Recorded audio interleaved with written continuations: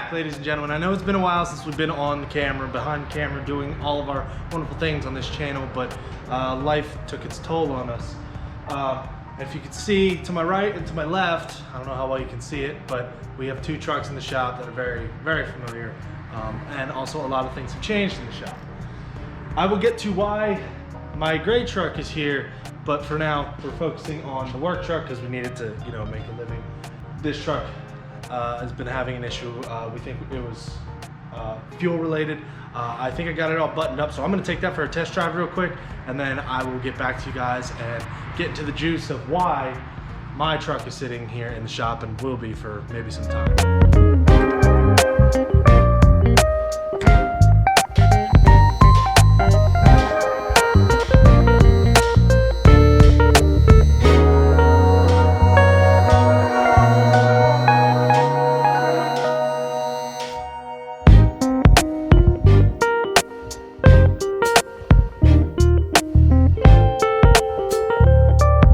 We're able to lift everything from all of the trucks to the dually. We can even lift the dually on this.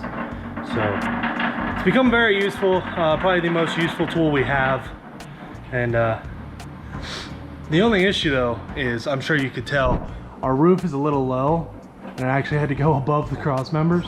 So we can only get the trucks up so high, but it's high enough that I can kind of crawl underneath there. Usually I sit on a seat. Truck seems to be driving all right. I mean, it not laggy at all, no backfiring. When it was idling earlier, it actually sounded like it was cammed. So that's a little interesting. But after new spark plugs and fuel treatment, it seems to be all right. But it was just so weird how it died. But I'm gonna check up on these guys over here at the job site. Shout out to my brother for driving that beautiful thing. Oh, what an adventure, ladies and gentlemen. So I was just sitting in advance. I'm trying to figure out this whole Duramax issue that I'll get into here later, I promise. I'm not trying to prolong this video, but things just keep happening. This truck wouldn't start. It just kept turning over, nothing. Like it wasn't getting fuel. The exact reason why it was in the shop.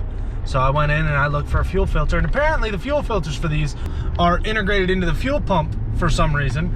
So that's a whole thing. But now I got it started and we are flying home to the shop because I have no way of getting this home, hence because my Duramax is not able to pull a trailer. I do have my dump truck, but that's a different story.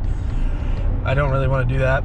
But anyways, I'm flying home right now, obviously doing the speed limit, because I don't want it to break down on me on the way home. I have no way of towing it. So wish me luck. All right, ladies and gentlemen, so I got the truck kind of figured out, the red truck. It's running for right now. I can't really diagnose it anymore because it did it once and then never did it again. I'm gonna let it sit and figure out what's going on. But as for the whole juice of this video, the whole reason why I'm making it is because this little thing right here is stopping me from driving my beautiful truck. For my Duramax guys out there, you know what this is, and if you know the current period, you know why this is such a pain and why you don't want to see this go bad. This, ladies and gentlemen, is the TCM. It is the transmission control module. And you're gonna have to forgive me if I get anything wrong. I am not a service tech, I'm not a diesel tech, I'm just some guy who has a garage and likes to wrench on things for fun. So I was driving to the shop the other day. Truck ran beautifully, it's been running great forever.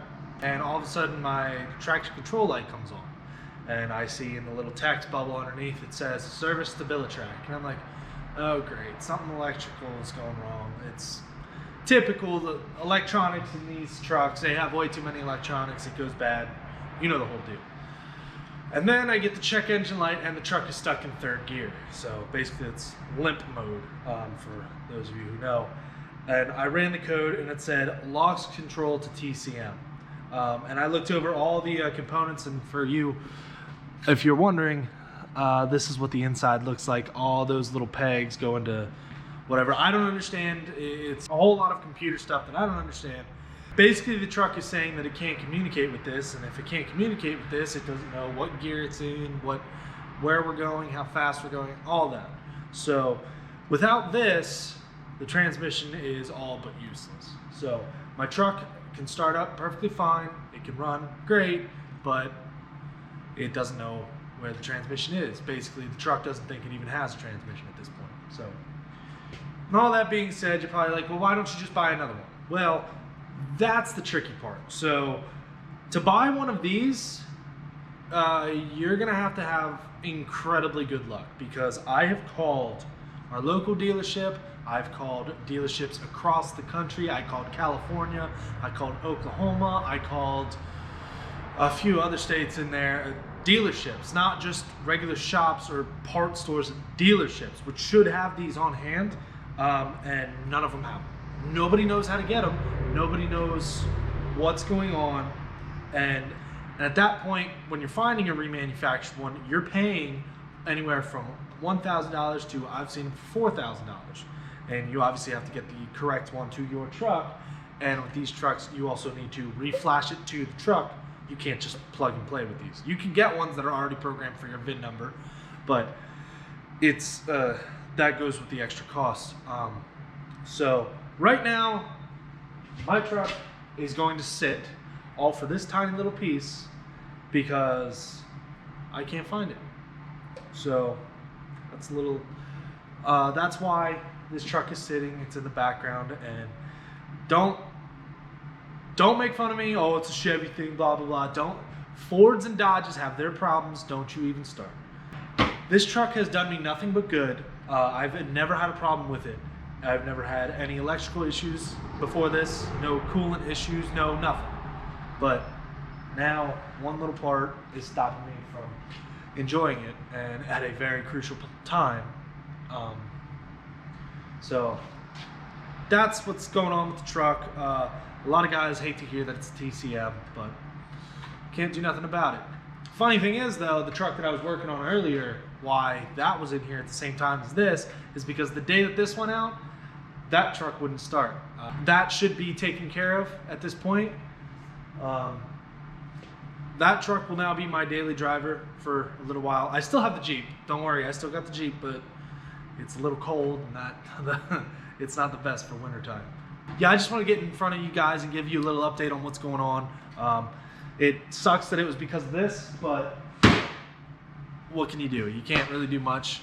As long as I have vehicles to drive and whatnot, we're gonna have some fun. So hopefully I can restart this channel and get it going to the way that I actually wanted it to. Little things happen here and there, but now I want to start actually getting on track. But that might mean that we don't have a normal upload schedule. I don't have I don't have big crazy things going on. I do still have a full-time job and other commitments as well, so I can't really upload here all that much. But when I do have something, I will upload it. And don't worry, the channel's not shut down. I just needed to take a little break, get a little creativity going on, and I'm sure this isn't the best comeback video ever, but it's what I got. That's what's going on right now.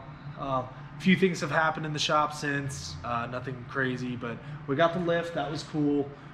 We got another lift that's gonna go in the other bay, and hopefully we'll get more vehicles in here doing a lot more crazy stuff. But that's it for me, guys. Thanks for tuning in. Wish me luck on that TCM, and I'll catch y'all later. Peace.